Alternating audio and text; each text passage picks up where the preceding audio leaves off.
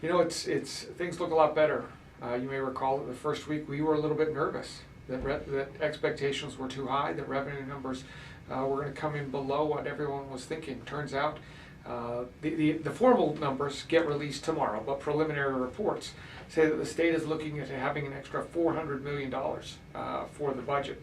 That's good news for education. It's good news for Medicaid, for a lot of programs up at the legislature.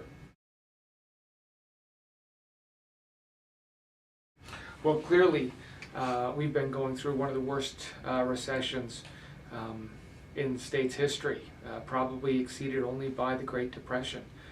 It started in mid-2007. We've been working our way out slowly. This is the first time since then that the legislature has had additional revenue to pay for, to use. What that means is that business is picking up. People are buying more, they're buying cars, they're buying homes. Things seem to be on the mend. The economy does seem to improve. HB 81 is specific to South Salt Lake and Riverdale, and maybe even more specifically just to South Salt Lake. They're hoping to use this additional 0.1% on the sales tax, which is scheduled to go away in 2016. They want to keep that at least until 2030. So that they can bond against that revenue to improve an RDA that they want. It would have some retail, it would have some office space, it would have some homes, some condos. Now, all of these things are going to happen in Salt Lake County, in the greater community, whether or not South Salt Lake has this RDA.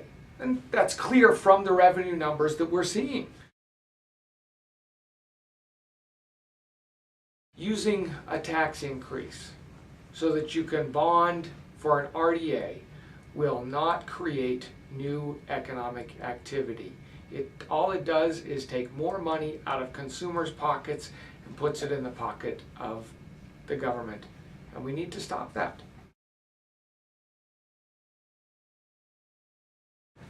I think the key to stopping this stopping this tax increase will be to ensure that HB 81 gets a committee hearing in the Senate. And so we would urge all of our viewers, all of our members, to contact your legislature and tell them that you want HB 81 to get a committee hearing in the Senate before the Senate Revenue and Taxation Committee. That is likely the best place where we can end this proposed tax hike.